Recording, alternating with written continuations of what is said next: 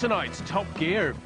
It's small, but is it still beautiful? Renault's restyled Clio. Racing American style in downtown Corby. And the scooter that thinks it's a bike. Styling, high performance, handling. We like these things in Top Gear, it's true.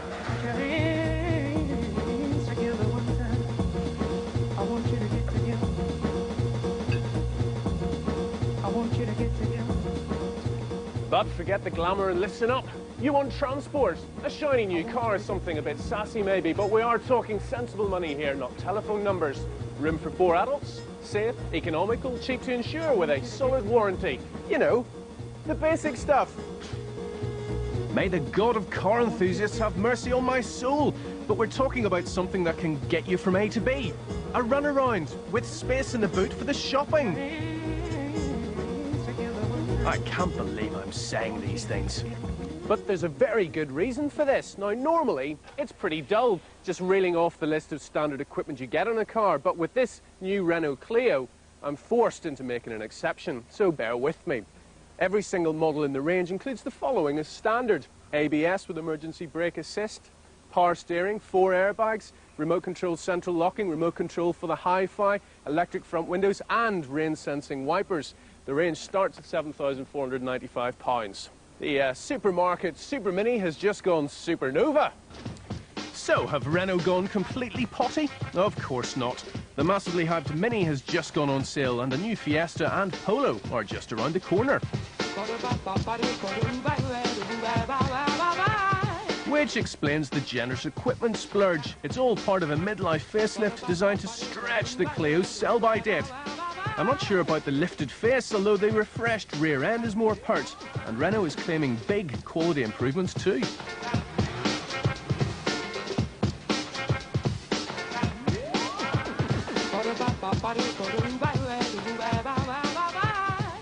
Apparently this isn't just a facelift, it's a major re-engineering job.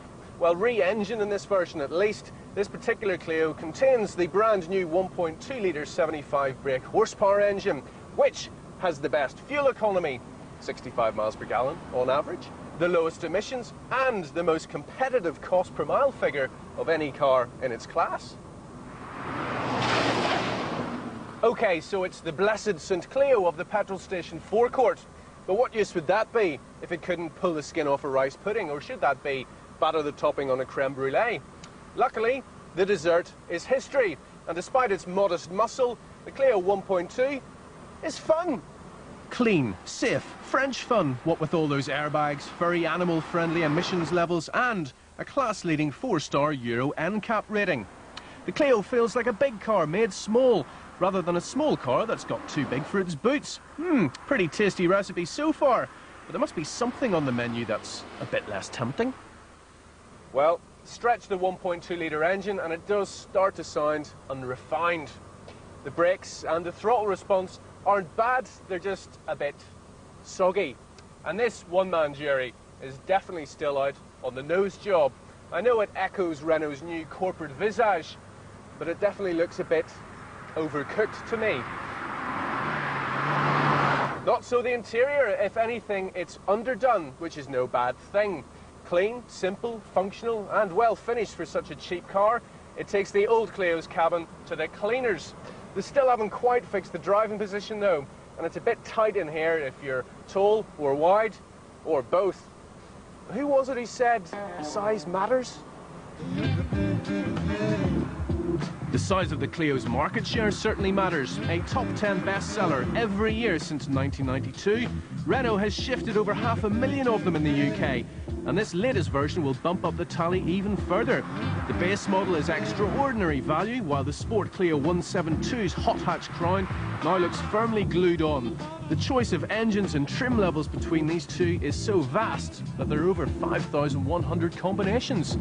But there is one other version you should know about if you prize value for money above all else.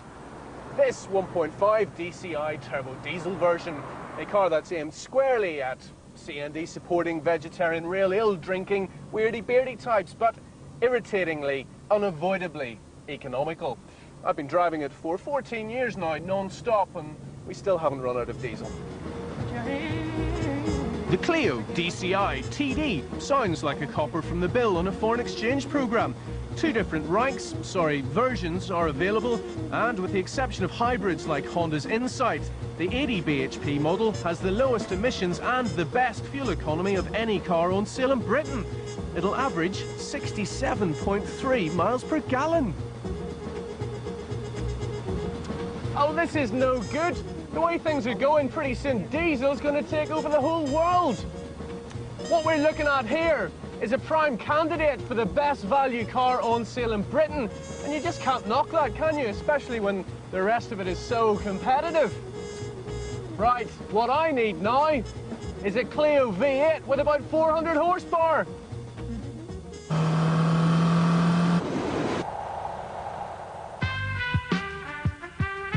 Bikes and scooters are two-wheeled chalk and cheese.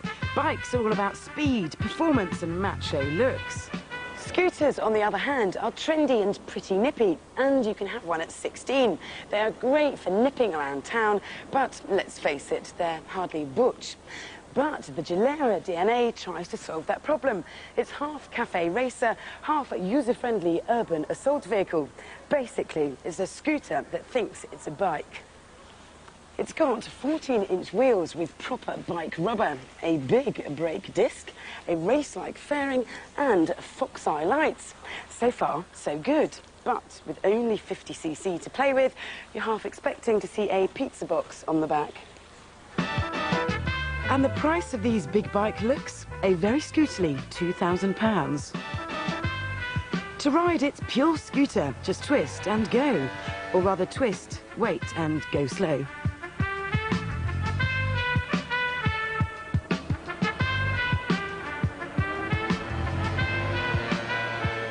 Performance from the little two-stroke is adequate around town, and it gives reasonable acceleration so you can make the most of the gaps in the urban crush. A top whack of 30 miles an hour may not seem fast, but it is quicker than a traffic jam. It's just as well the Gilera was limited to 30 miles an hour, because at the end of our filming day, the speedo had broken. On the plus side, it is fantastically frugal, managing 90 miles to the gallon. Now, this isn't actually the fuel tank. It is a cleverly designed helmet box, but the fuel filler cap is rather worryingly positioned here. Easy with the nozzle, sweetie.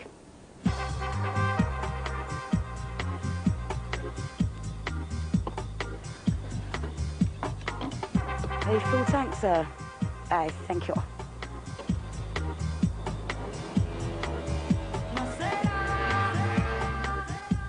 It's in its element, spearing through city streets. It's easy to manoeuvre thanks to its short wheelbase and a light weight. With this DNA, you do get a little more street cred with the big bike boys than you would on a normal scooter. But once they've checked out the wheels, they could well be chuckling into their visors.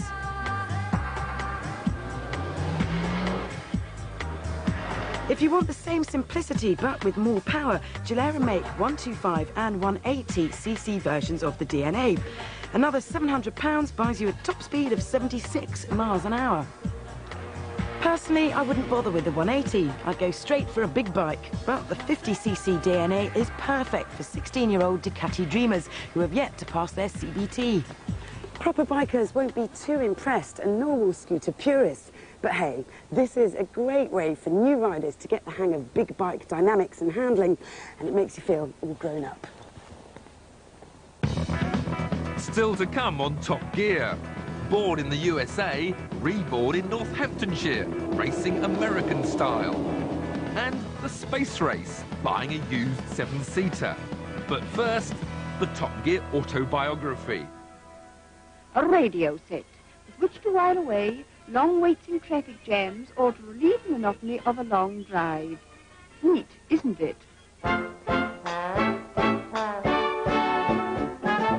It was in a 1938 Humber Sniper Imperial that has been fitted with a period radio. It's an American set from the Philco Corporation.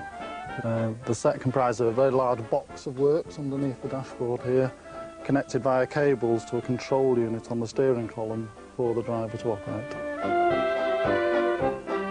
They were typically 20 to 30 pounds. The average wage was £3 to £5, and you could buy a car for £100, so they were very much a rich man's toy.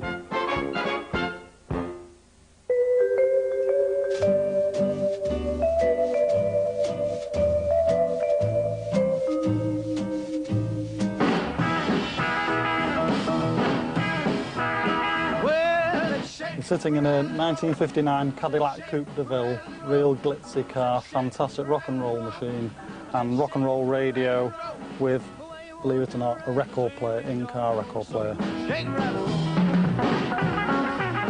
This model here is the Philips model, very popular in this country and in the States.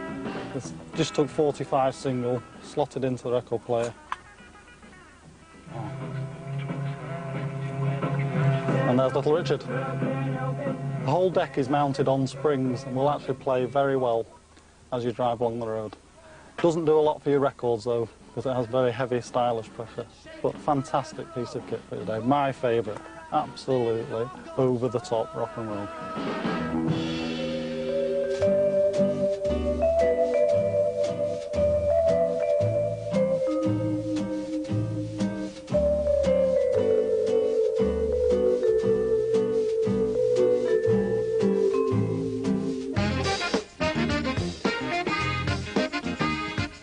We're in the 60s and 70s now, in a typical 60s sports car, the MGB, and a really nice piece of 60s in-car entertainment, the radio 8-track.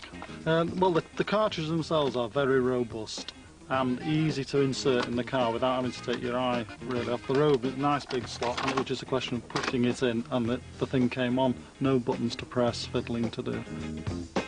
Technically, these are quite different to cassettes. They don't need rewinding because the tape is a continuous loop and will cycle round playing all the tracks. The marketing war saw them off. The cassette was seen as a better format, mainly because it was smaller, and the 8-track disappeared.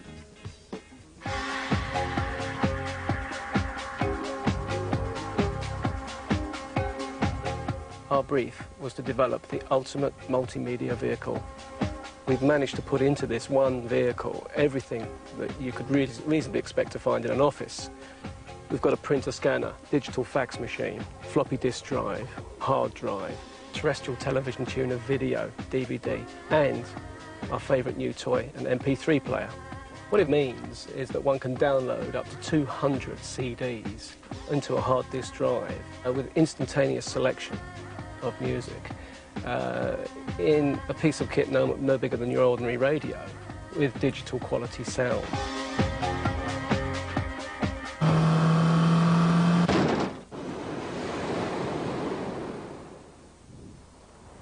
The burger is indeed a fine creation, but because of foot and mouth and mad cow disease, its very existence in this country was under threat. But now the countryside's back in business. The cows are on the mend, and we're expecting a heat wave. So why not treat the kids to a summer in the UK?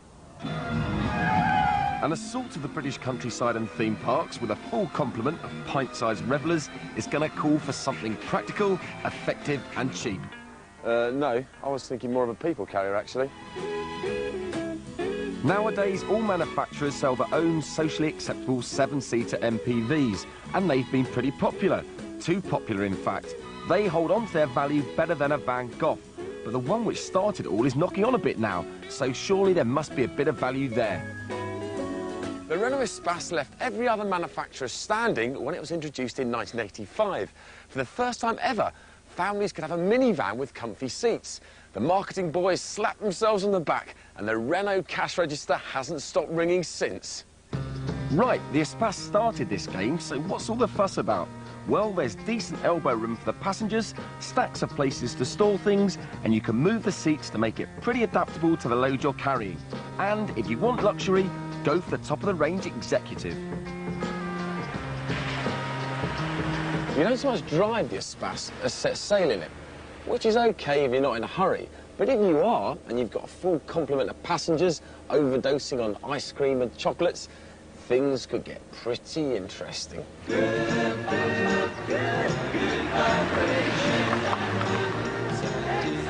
The Espace wallows around the corners with the grace of a pregnant hippo, so don't try to go too quick.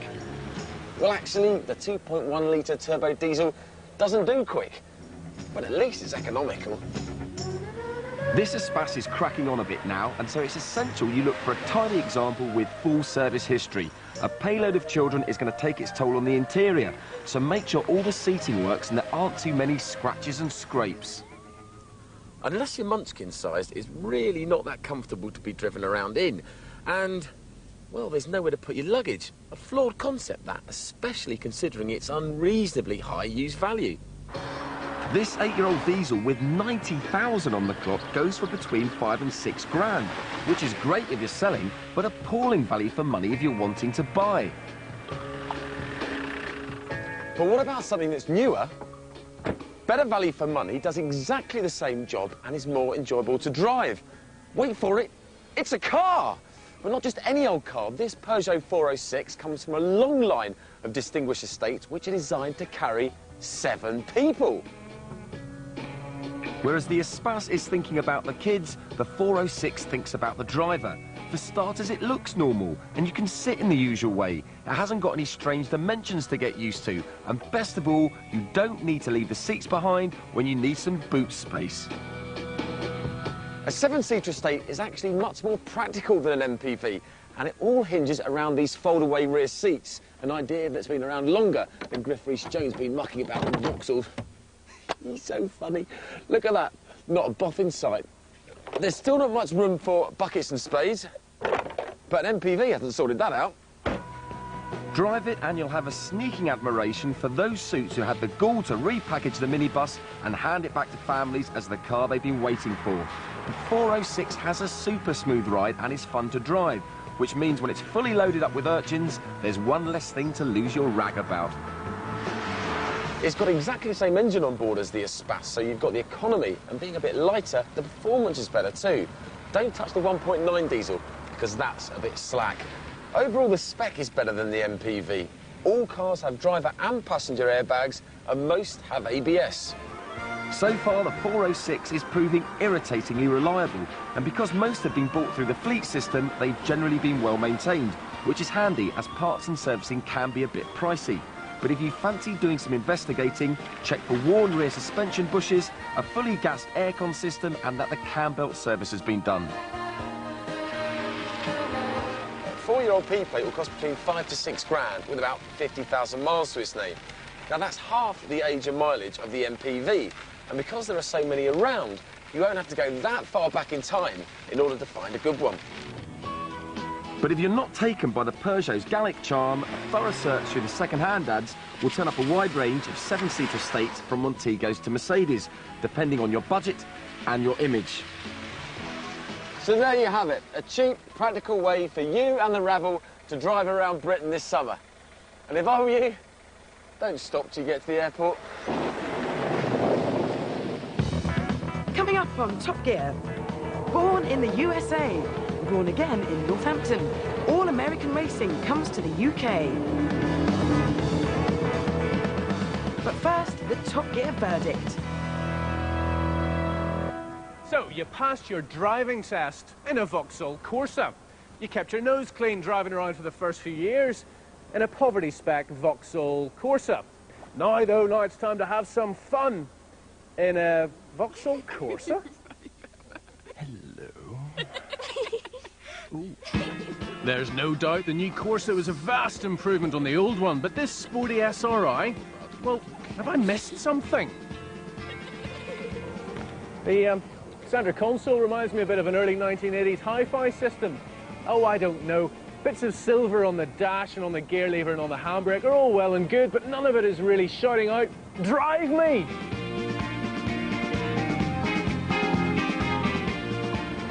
Now, there are loads of cars out there that prove that you don't have to have a rock-hard ride to be sporty. The Corsa SRI isn't one of them. Why, my wrists are getting a thorough vibro-massaging just driving down moderately smooth road.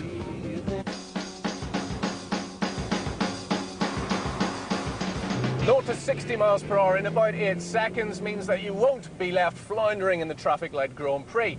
Not that we're endorsing such behaviour, you understand. Mind you, extracting all this perky performance will lead to something of an assault on your eardrums. I like the nuggety little gear change. I'm less keen on the variable assistance power steering, but I'm always a big fan of mid-range grunt, and this car has got plenty of that. Just remember to wear your ear defenders.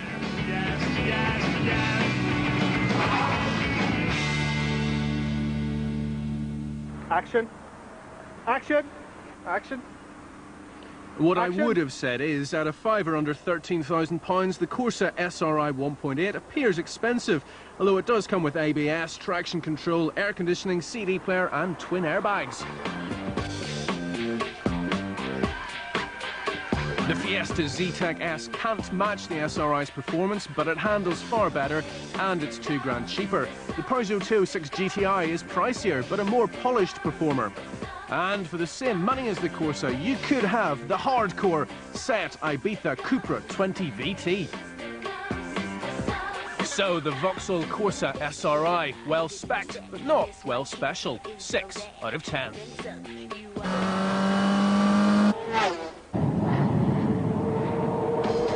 Banked track oval racing is something we instantly associate with American motorsport. Especially its spectacular fender-bending NASCAR series. But, like so many things, it actually began in Britain. Brooklands, near Weybridge in Surrey, was the world's first purpose-built racetrack, opened in 1907 with a huge 3-mile banked circuit. It was a mecca for the pioneers of motoring, with a motto of the right crowd and no crowding. But the Second World War brought an end to the racing, leaving John Cobb holding the lap record at an average of just over 143 miles an hour. Brooklands remains open as a vibrant museum, but after the war, bank track racing was left to the Americans. Well, it was until now, because this is Rockingham. And I don't mean Rockingham, North Carolina, I mean Rockingham Motor Speedway, Northamptonshire. Where over the last 2 years, more than 1 million tonnes of earth have been moved to carve a 1.5-mile banked circuit out of the old steelworks site at Corby. It's been a huge task, made worse by the winter's rains. And it's still not quite finished yet. But the bank holiday crowd is beginning to arrive for the opening ceremonies. And who better to lead them than 1993 IndyCar champion, Nigel Mansell, who was soon lapping at an average of 160 miles an hour in a Renault Ford Champ car before performing the obligatory rubber-burning donuts. Nice one, Nige. But while the American single-seaters aren't here until September, a British version of America's fabled stock car series, NASCAR, gets underway right here, right now, with ASCAR. Unfortunately, it wouldn't be with a full-blooded race, because the weather delays had left the NASCAR lookalikes with precious little testing time to sort out their brand-new machines. We decided not to race because we have a few problems with the engines. The Americans that came to train us were absolutely convinced our drivers weren't ready to race, but I think a little differently. I think they are pretty ready, you know, they're pretty good to go. But we decided it would be safer and better for the fans if we actually put on a show today that was exciting and entertaining. A show that would try to match the close formation spectacle of another of Rockingham's opening day displays. The cars certainly looked the part and had attracted the likes of former British touring car champion John Cleland. Well, you know, you just go out pit lane, tunnel left, and then tunnel left, and then tunnel left, and then tunnel left again. It's quite easy, actually. GT star Mike Jordan. The facility's fantastic. When it's all finished, it'll be brilliant, and I think they'll provide some very spectacular racing, incredibly quick. I mean, even first time out this morning, they're lapping 140 mile an hour average, so pretty fast. And young guns like 22-year-old John Needell. On a racetrack, if you make a mistake, you end up in the gravel pit. On an oval, you make a mistake, you're in the wall. Oh yes, and of course, me.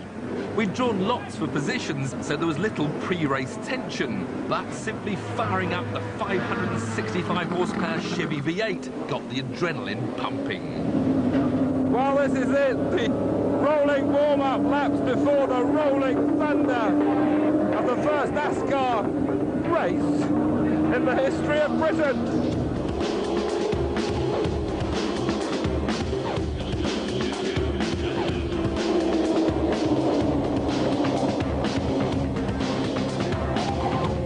Suddenly hemmed in by either cars or concrete, maximum concentration was needed to run closely in a pack, trusting your fellow competitors to give you room when you needed it. Yet this is how the Americans are used to racing for lap after lap.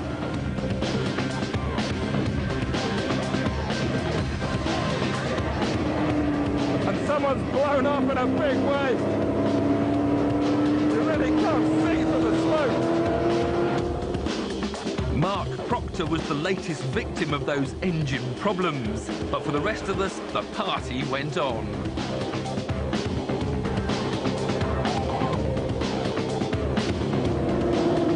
I think we've just got the lead.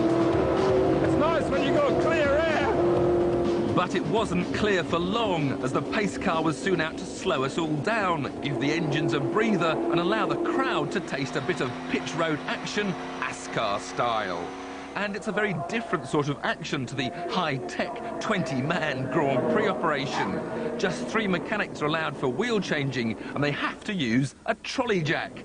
This is where races really are won or lost. You can't use quick release wheels. There's 5 wheel nuts per wheel. It's all regulation stuff, and it makes it just such excitement. None of this 10 seconds if you missed it pit stops. The other cars are going out. My crew have had a bit of a miss.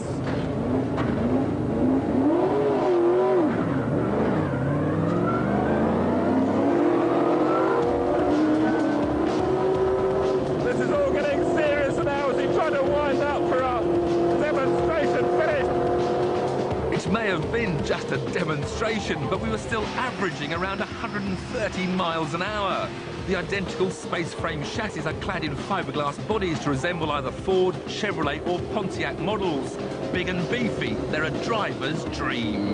Well, that was supposed to be a demonstration and we were being very nice to each other. But, it's still got the heart going. Great stuff, and hopefully that's just a taste of what ASCAR is going to be like. Phenomenal. John Cleland will go down in history as the winner of the first ever ASCAR event, having drawn #1 from a hat. But the race had still given a great feel for when the ASCARs return for real on the 29th of July. They were going some at the end there. It's brilliant. Well done. We'll make you an oval racer here. Don't think so. Our long-term hopes for ASCAR, first of all, I think, is to attract more drivers. We saw only a third of what this show has in potential. This track holds 44 cars. What we saw here today is just a taster, and if you put 44 cars out there on the racetrack, Tiff, I'm sure you'll agree, it's going to be absolutely fantastic. Next week on Top Gear, back to basics in a Ginetta.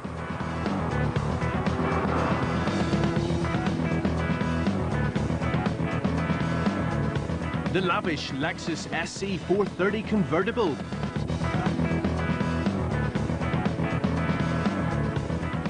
And the MGB versus the Mustang. Who will win the Civil War?